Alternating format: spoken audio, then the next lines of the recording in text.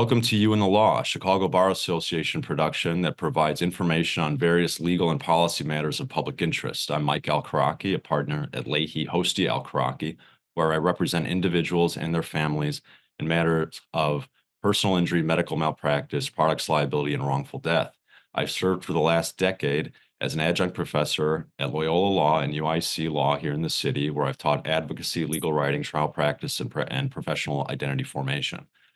I serve on Loyola Law's Board of Governors, and of course, am a member of the Chicago Bar Association, where I've served on the Board of Managers and just termed off. I also serve on the Chicago Bar Association as a member of, I serve the CBA as a member of its Strategic Planning Committee, which convened under CBA President Grayson's leadership in 2022 in advance of the CBA's 150-year anniversary that we're celebrating right now in 2024. The CBA SPC was organized to, quote, support and advance legal careers. That's part of it. Here's where I think the more important part is, as well as, or equally important part, as well as serve as a change agent for racial justice, rule of law, access to justice, and improving the communities where we live and work. With that, I want to turn to our very special guests, professors, scholars, true lawyers, Tom Ginsburg, David Goldberger, Geof Stone, who've appeared on the show multiple times and at times together to shed light on why and how free speech, expression, and assembly are central to democracy and the rule of law. The First Amendment, free speech, assembly, and frankly, sometimes thought itself are under attack right now. And these lawyers, scholars, and advocates have been in the trenches and they've been everywhere really and have decades of experience in a lot of different capacities. And I thank you all very much for your multiple contributions to the Chicago Bar Association over the last couple of years just with me.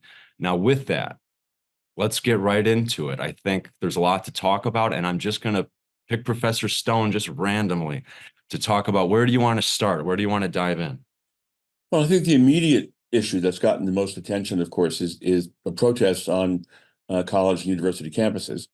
And the question there is, in fact, a very challenging one. Clearly, as at the University of Chicago, colleges and universities should be very open to public discourse and disagreement and presentation of ideas that may be hurtful or offensive to others as part of the effort to understand and to figure out what is the right answer, what's the right way of thinking about things, and so on.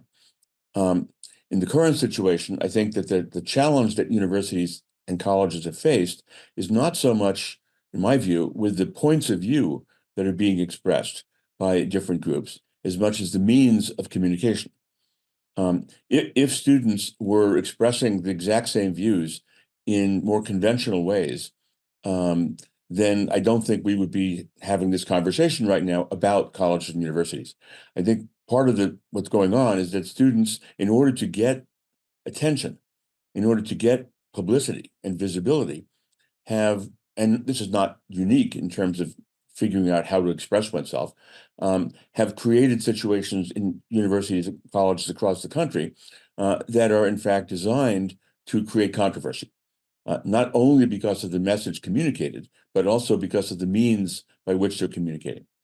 And I think that poses a real challenge to higher education, because on the one hand, you don't want to be seen as suppressing or censoring particular points of view, except perhaps in the most extraordinary circumstances in general public discourse at a university. But at the same time, you have reasonable time, place, and manner content neutral restrictions that are important for the universities to be able to function in a proper and reasonable manner. And I think what's happening and what we're seeing here is that the protesters, again, not unique at all in terms of protest, but the protesters are aggressively challenging and violating those content neutral regulations in order to get attention. And they've been very effective at doing that. And the challenge it places for colleges and universities is, even if these students are in fact violating the ordinary, neutral, reasonable regulations, to what extent do you want to suppress them? You want to tell them you're done, you've got to get off. And there's obviously two sides to that. On the one hand, this is speech, and you want to be tolerant of it, even though it may not be consistent with your ordinary regulations. But at the same time, you don't want to allow the speech to seriously interfere with the functioning of the institution. So Sure. striking that balance, I think, has been the major challenge that colleges and universities have faced in this era. Sure. Thank you very much, Professor Ginsburg. I think I see you ready to chime in, but I could have misinterpreted that. Go ahead. Well, I think Geof said it perfectly. You know, in general, what we've seen is universities haven't responded to this crisis very well. We see a lot of ad hoc changing of the rules, enforcement of rules that had never been in place. Columbia University has been ground zero. And in some sense, we're all facing the consequences of, in my view, Columbia's bad reaction to the student demonstrations. You know, they called in the NYPD, and that escalated things. And you know, when young people feel suppressed, they're going to come out. So you have to find a way to channel the behavior and such. Columbia's rules were that in order to have a public demonstration, you needed to provide 30 days notice.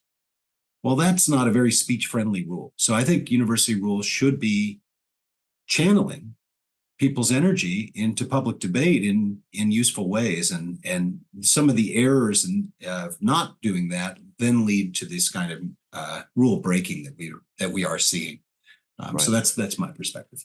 So Professor Goldberger, and I point out that our shows kind of started in part with Professor Goldberger, but also Professor Ginsburg, because Professor Goldberger's work kind of dovetailed with some broader democracy work that I was reading that Professor Ginsburg was writing, and that's sort of how this came to be. So I like to go to you now, because you have probably, you know, the most direct and frequent in the trench experience, although everyone here has it, on these types of issues. Go ahead.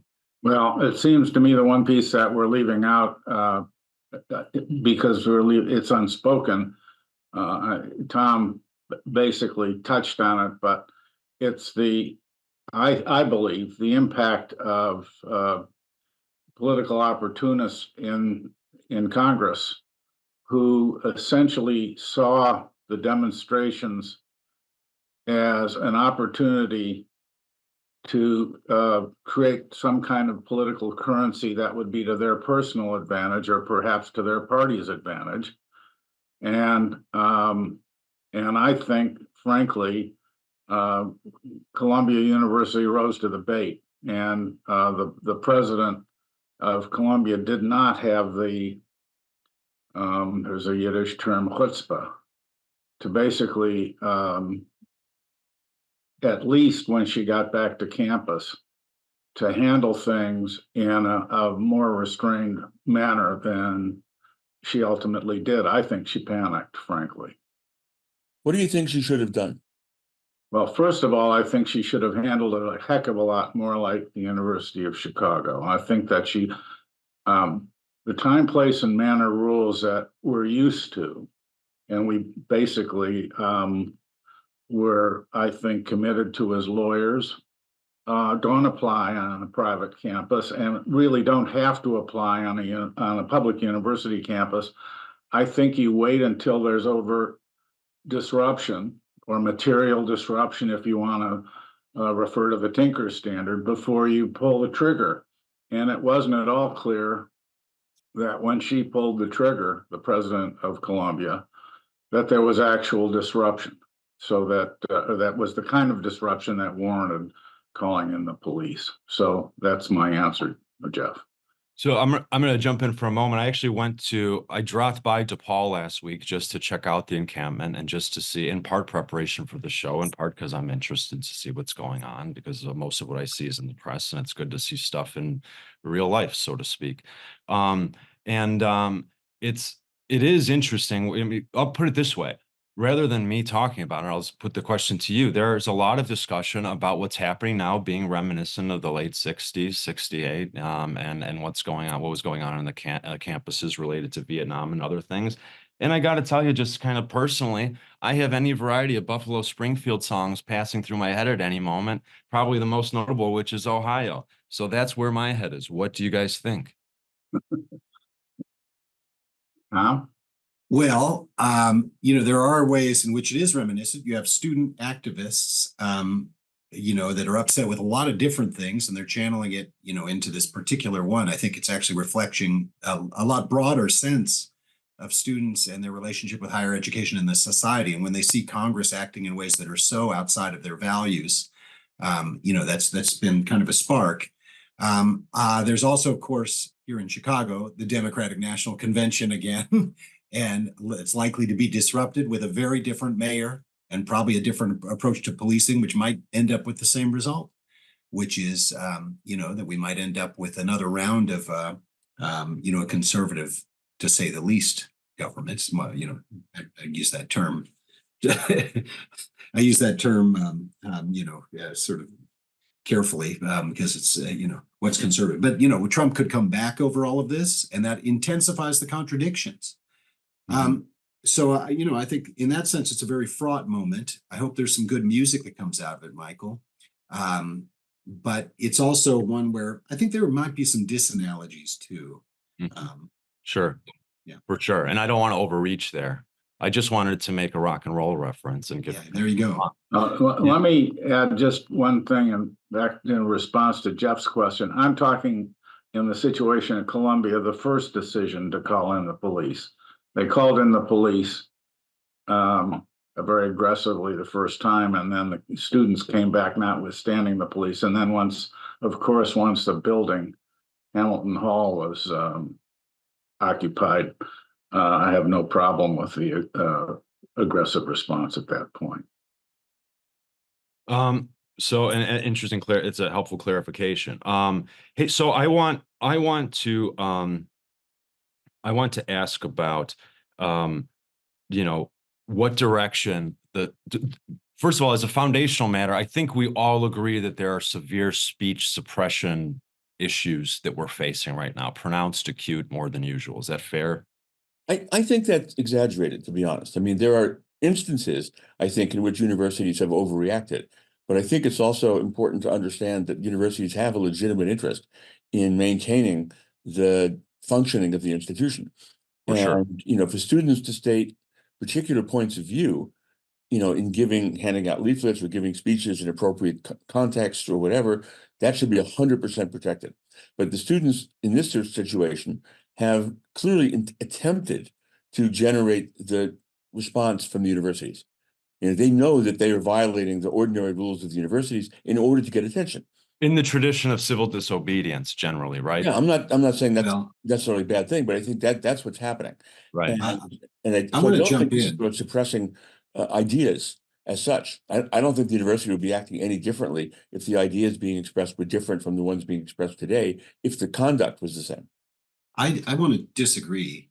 That is, I think nationally speaking, we are seeing, what's called the Palestine exception for free speech. And, we don't experience this at the University of Chicago. I don't think there's any way in which we've had a Palestine exception.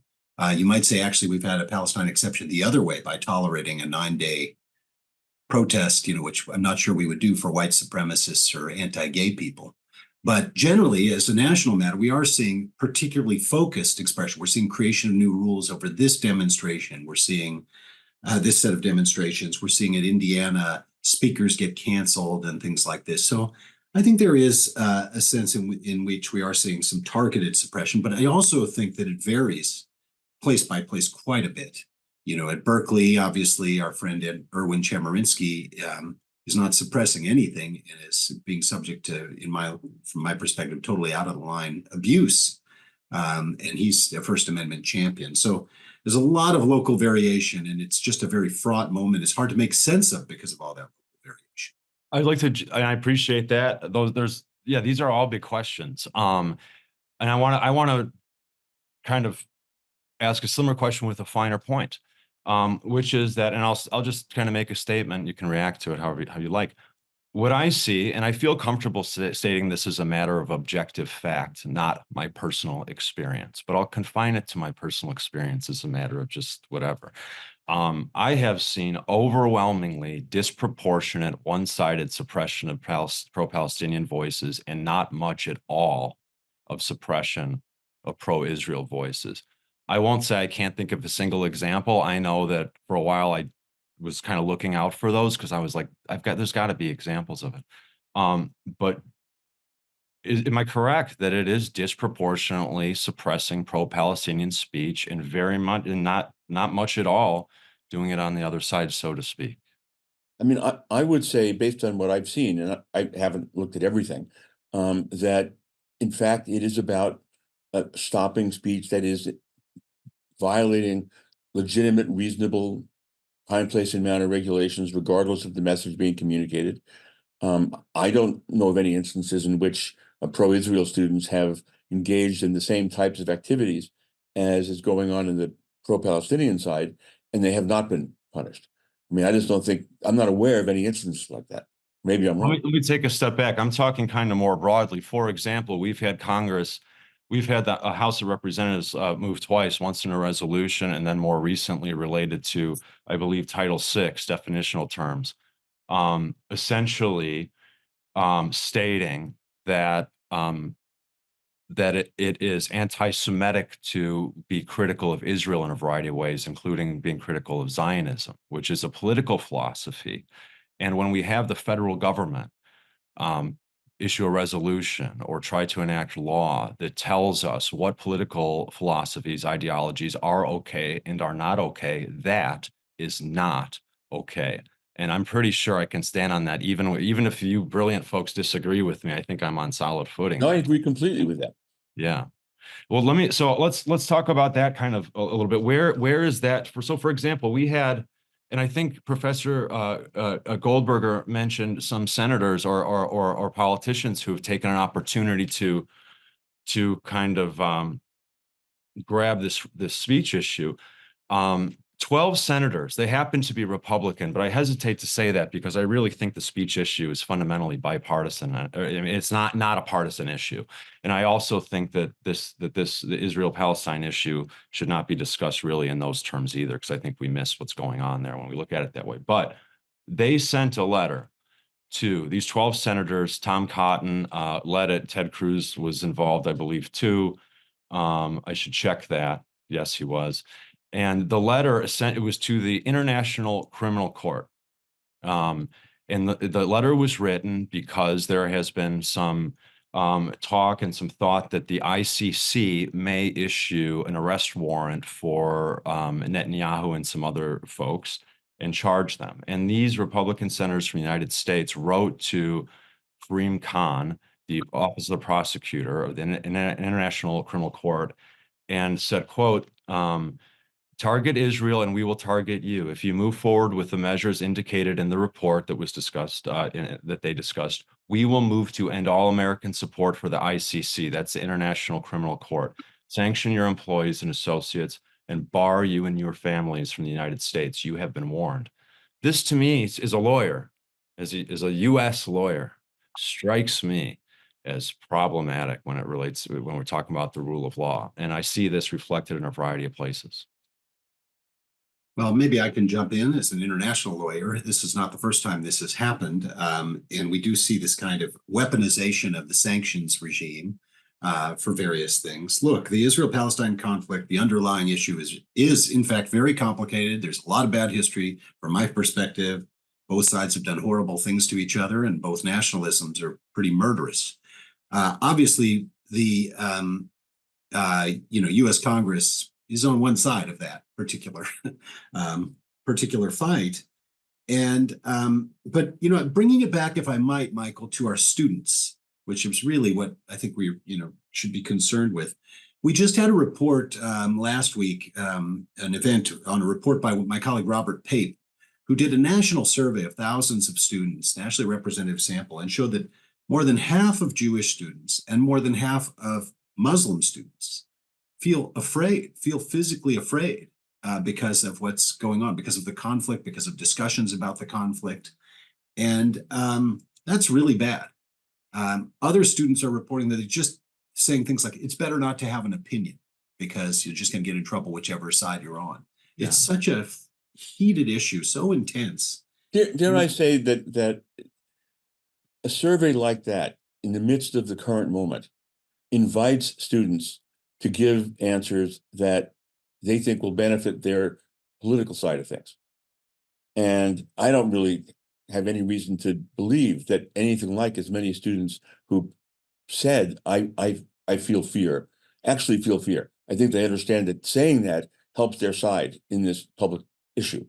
And so I just said to Robert Pape, I have some skepticism about the actual reality of the results of the survey in terms of the extent to which students have an incentive to manipulate.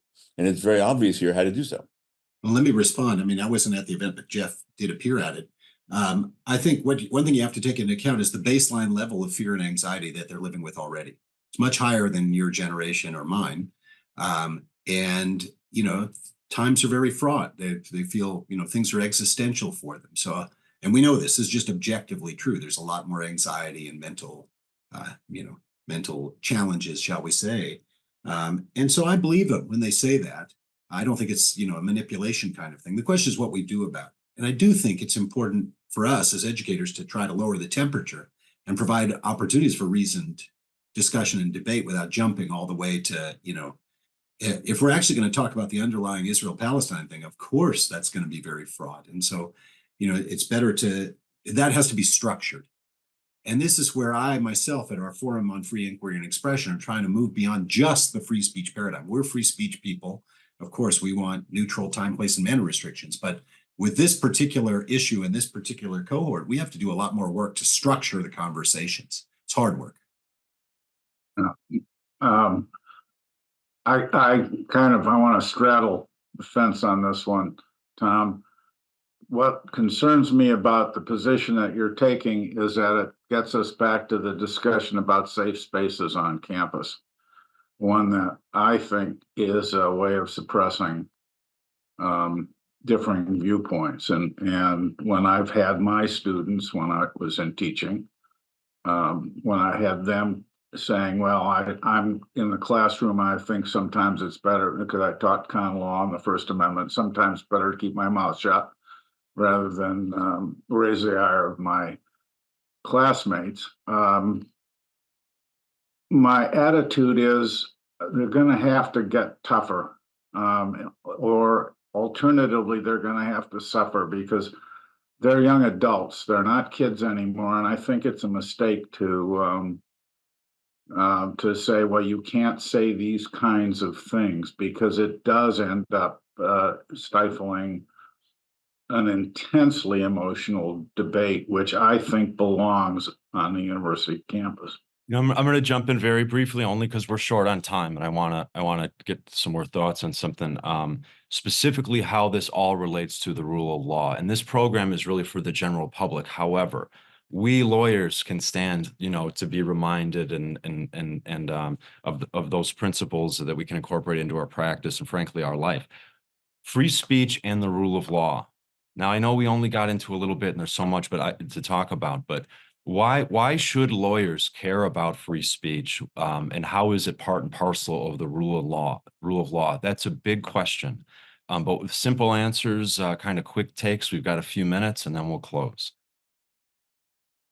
Well, I mean, I would say that in a society that is committed to democracy and is committed to respect for individual autonomy, that lawyers should be deeply committed to the protection of free speech, and that is fundamental to our nation. That if people are prohibited from saying what they wish to say, then you seriously undermine both their individual integrity and the realities of democracy. And so I think lawyers are central to the protection of those values. And before I say anything, I should hear what the rest of you had. I want to follow up on that, but Professor Ginsburg, why don't you go next? Well, I mean, I agree. The rule of democracy requires free expression, and the rule of law is a part of democracy. Free expression is a part of democracy. So we really have to be protecting it at all times, and we have to certainly bring people along to understand that they get to speak and they don't get to suppress other people's voice. That's one of the problems we've seen on these campuses in this fraught moment, is even on our campus, where the demonstrators who had occupied the place are tearing down the authorized signs and flags of the other side. That doesn't work. That's not democratic, right? So I think the country's future depends on getting this right, honestly. Yeah. Because if you don't have it, we start polarizing, and then then we're doomed. And we I are agree. obviously. I agree. Thank you. I'm sorry, I just got excited about what you're saying. I didn't mean to step on the end of what you were saying there. I agree. And before I go to Professor Goldberger, I want to share something that, John Mearsheimer, who I don't know if he's a colleague of yours, but he's in the mix of UIC, and he's been very vocal. And of course, he's a veteran and a political scientist, a military veteran, and political scientist, and has been a thought leader in some ways for some. He's been very vocal on the First Amendment issue. And he has specifically said that it's the pro-Israel lobby that is the biggest threat to free speech. Now, he's come under fire at times for his book on the Israel lobby, but now it seems like people are, he's in the mainstream, I'll put it that way. And he has been very clear and articulate about the role of that lobby, and specifically, AIPAC. And some others in pushing some of these speech restrictions. Is he correct in that regard? Well, let me take that on head on, assuming that he is correct, that the pro-Israel lobby has had a louder voice and been more effective than folks that they disagree with or who disagree with them. We're talking about neutral principles of law. And to the extent that they've been more persuasive or they've had more political clout, it's part of what happens in a democracy. So long as the basic rules of the game, the First Amendment, the notions of time, place, and manner, the clear and present danger standard, and so forth, so long as they are intact in the legal arena, you've just got to step back and let those inequalities, to the extent that they exist, have their way. Yeah, but what he's saying is that they're not doing it legally. He's saying that they're doing things like trying to make it illegal to criticize the state of Israel by conflating it with anti-Semitism. Now, we have real soon, so that's what we'll take a quick comment and we'll close there. But go ahead, Professor Goldberger and Professor Ginsburg. Or Tom, go ahead. Yeah. Well, look, I mean, David said something earlier, which is important. We've had lots of suppression in the name of safety for years. This isn't a new issue. And in a way, what you're seeing is that lobby using this language, which is already deployable on our universities, and it works. So that's part of the problem too. How do we get back to vigorous open debate about important public policy issues like Israel policy, in a way that will, as Geof has famously said in his principles and his report, will offend sometimes. It'll hurt some feelings. But that's all the more reason why we need neutral time, place, and manner restrictions. Yeah, nothing prevents. I'm sorry. Go ahead. No, we're right at the end here. I appreciate there's so much. I sincerely appreciate all your time and effort, and we'll chat when we're done. Thank you for tuning in to You and the Law. Bye. Thank you.